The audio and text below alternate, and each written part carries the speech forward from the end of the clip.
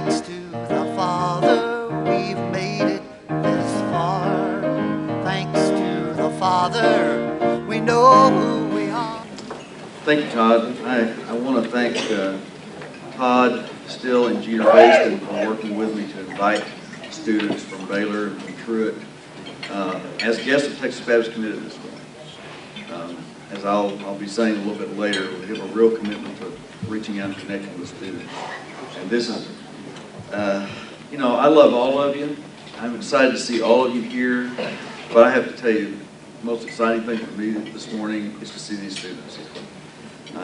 And I'll be talking about that a little bit more later, but that's really special for us. So we're really happy they're here.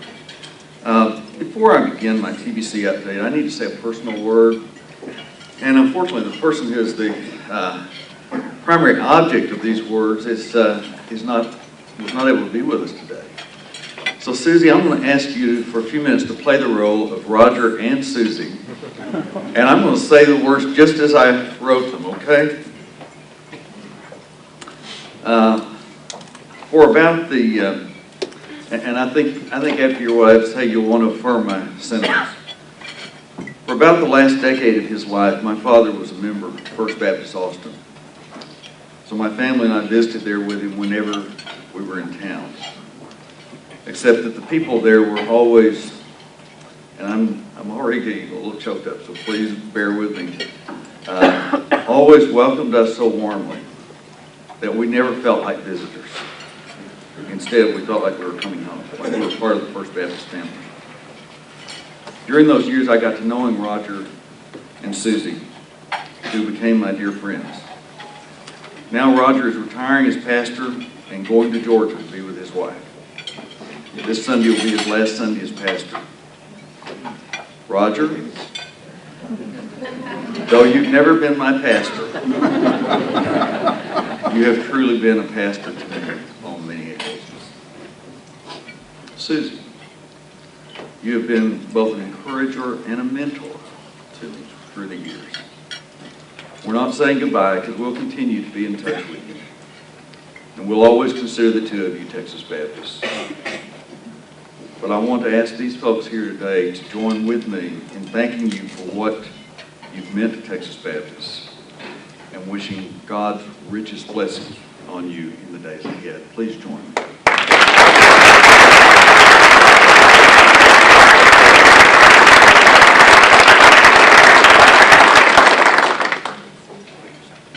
Now, try to compose myself. I want to begin my update by thanking Chad Chaddock for his leadership as chair of our TBC board in 2012 and 2013, and Wesley Shotwell for chairing our board this year. In addition, I want to thank all the members of our TBC board for their continued support of our mission here and of my work as executive director. Several of our board members are with us today. If you're a member of the Texas Baptist Committed Board of Directors, please stand.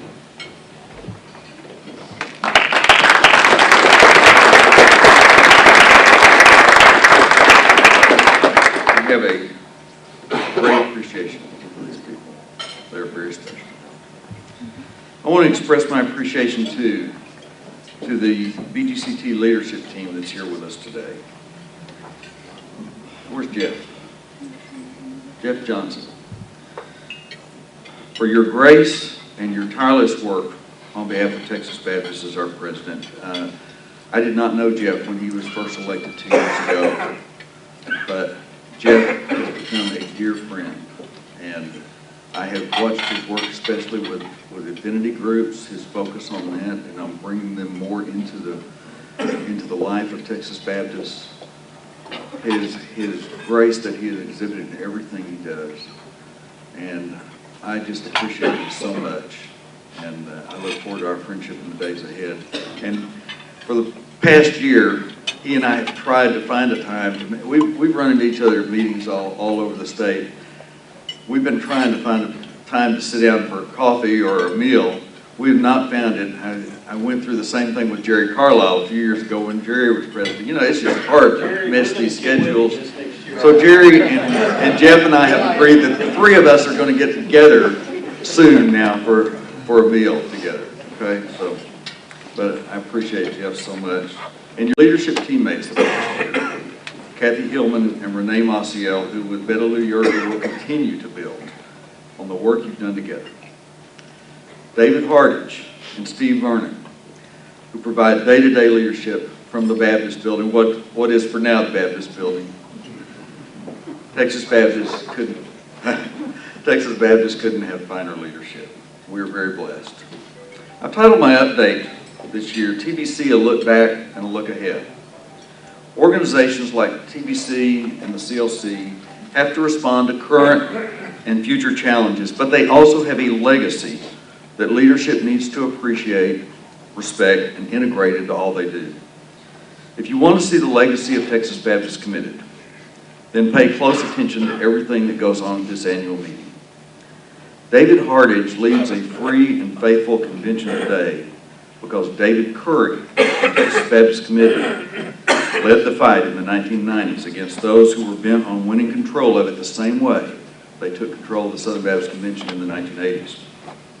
David Curry traveled all over this state, speaking in churches, educating Texas Baptists on Baptist principles and what was at stake in the battle for leadership among Texas Baptists. He encouraged them to go to the annual meeting as messengers and vote. And year after year, they voted, and they kept BGCT leadership in the hands of servant leaders rather than dictators. Finally, the other folks gave up on gaining control of the BGCT and formed the Southern Baptists of Texas Convention. If David Curry and Texas Baptist Committed hadn't been so relentless and so strategic, the Baptist General Convention of Texas, its educational institutions, its mission efforts, its charitable efforts would look very different today. Christian Life Commission, Carolyn, Phil would have either quit or been fired for refusing to bow down to Richard Land and his group. That's the way it would have been. We would have been denied the great work that Phil Strickland and Susie Painter have done over the years. That's the legacy of Texas Baptist Committed, the look back portion of my update. Before I take a look ahead, David Curry and his wife Loretta are with us today for the first time since he retired as executive director of TBC 5 years ago. In 2011, our TBC board and I gave David a dinner to thank him for his tireless efforts on behalf of Texas Baptists. But today, I want to give those of you who have supported TBC through the years, as well as new supporters who may be hearing this story for the first time, the opportunity to thank David Curry as well. So as David and Loretta stand, will you please join me in saying thank you to my friend David Curry for all he has done for Texas Baptist.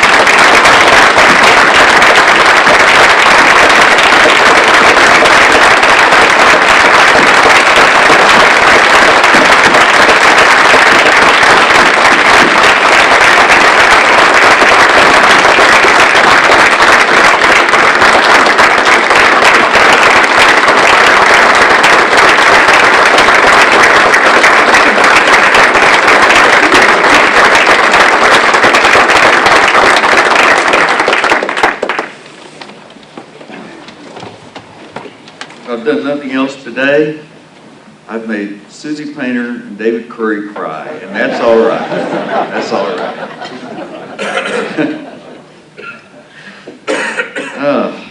So what's TBC doing today? How are we preparing for the future?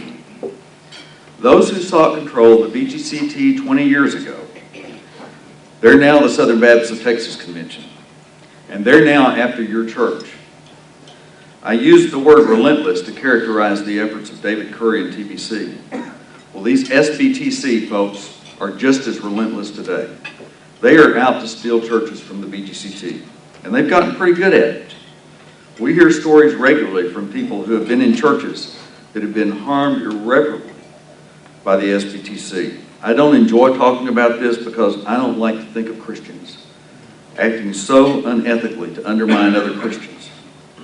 I wish it weren't so, but it's reality. Joining a church with the full intent of turning that church into something entirely different than it is. Having pastoral candidates pretend to be servant-type pastors during interviews with search committees, then once they're called as pastor, firing any staff member who doesn't agree with them theologically and promise to follow their agenda. Dictators in servant clothing. What has followed in many cases we've heard about is division, as church members ultimately discover they were deceived. Dissension and division result. A church splits. Friendships are broken. Fellowship is broken. It takes years to recover if they ever do, and most of them don't. So this isn't just some preacher fight or political squabble. It's about the heart and soul of every local church. It's about people. When we at TBC help pastor search committees get reliable information on pastoral candidates, we're not playing one side of a political fence. We're not trying to win a battle. We're working to help churches stay free and healthy. We're working to help them avoid missteps that can cost them their witness as a church, that can cost them long-time friendships, that can cost them in a moment trust relationships that they have built over a number of years. The work of Texas Baptist Committee is not about politics. It's about ministry. Churches have begun to realize that TBC is available and can help them. I've received emails and phone calls from several search committees during the past year requesting TBC's help. We've been able to help them with send them resumes. We've been able to get information on candidates that they're considering. A couple of years ago, we established the TBC Advisory Network of clergy and laity around the state who keep us informed of churches that are pastoralists and respond to my requests for information about pastoral candidates, as well as provide me with good resumes of good pastoral candidates. I've been able to share much of that information and resumes with search committees. So the TBC Advisory Network is having an impact. We actually helped last year. We had a request for a youth minister. The church was looking for a youth minister, and I sent out the call to the Advisory Network. And I need to say right here, the one person in that Advisory Network who's been most responsive to send me names and so forth when I sent out the call is our new BGCT president, Kathy Hillman. And Kathy sent me the name of a candidate for youth minister. That church wound up calling that young man as youth minister a few months later. So we're having an impact. Our advisory network will be meeting briefly immediately following this breakfast, and you're invited to stay for that. So we're staying faithful to TBC's past legacy to build a new legacy for today's and tomorrow's Texas Baptist churches, ministers, laity, and students. One of my major focuses, ever since taking this position almost 4 years ago, has been connecting with college and seminary students. In addition to leading TBC, I chair the T.B. Maston Foundation for Christian Ethics, a position that affords me the privilege of traveling to ethics conferences on several campuses around the state. In visiting with students, I find them very serious about wanting to make a difference in people's lives, wanting to work on the troubling issues of our time, such as human trafficking, wanting to minister to those who are in need, such as those mired in an endless cycle of poverty. I see TBC's role in keeping Texas Baptist churches free, faithful, and healthy as essential, because these students are nobody's fools. They'll find other places to pursue their ministries if churches are broken. We need free, faithful, and healthy churches where they can follow God's call to ministry. We need cooperative churches that show them that for all we hear of post-denominationalism, it is networks of churches. Whether we call it a denomination or Susie Painter calls CBF, and I love this term that you coined, a network. It is networks of churches cooperating with each other for ministry, as we do in our Texas Baptist Convention, that can accomplish more, touch more lives in deeper ways than we can do as individuals or even as individual churches. As Wesley anticipated me a while ago, we have invited a number of students here today as guests of Texas Baptist Committee. I am so pleased they're here. Students, please hear me. Our board and I are working to develop a conference focused on the church and the millennial generation. We still have a lot of homework to do before we're ready to announce it. And we expect to have some partners in putting it together. In fact, I've already talked to folks at the BGCT and CBF in a very preliminary fashion, and they've indicated an interest in being involved.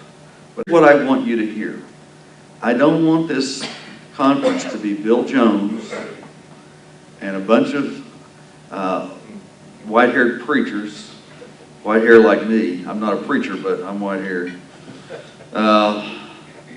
Telling on the podium, telling you, you need to be in church.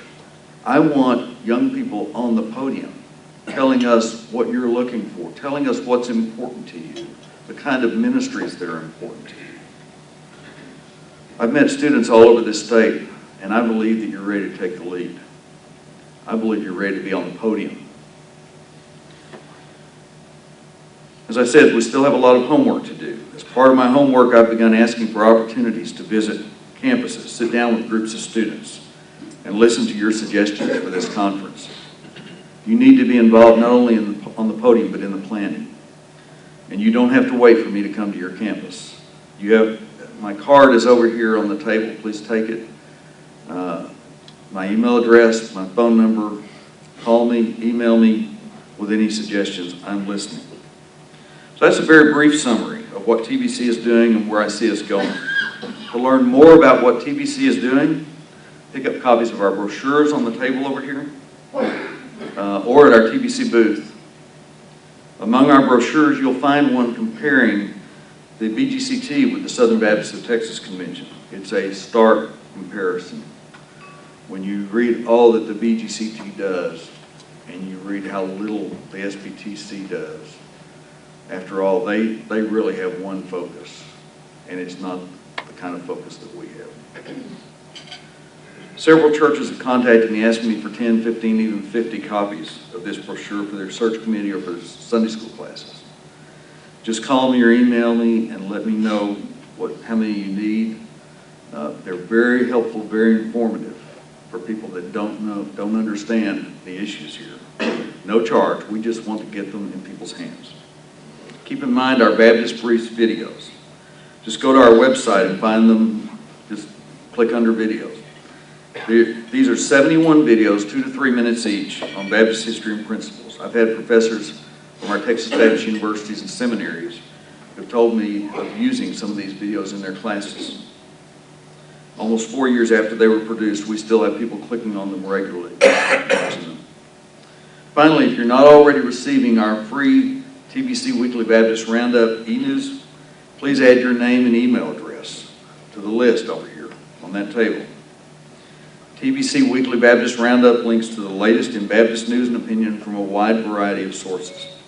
Stay informed about what's going on in Baptist life in Texas, around the country, and even around the world. Over 900 people are now opening the Roundup every week, not just in Texas, but across the country, especially the South and the Midwest. Susie told me recently of people coming into her staff meeting saying, did you read this in the Roundup today? Things like that.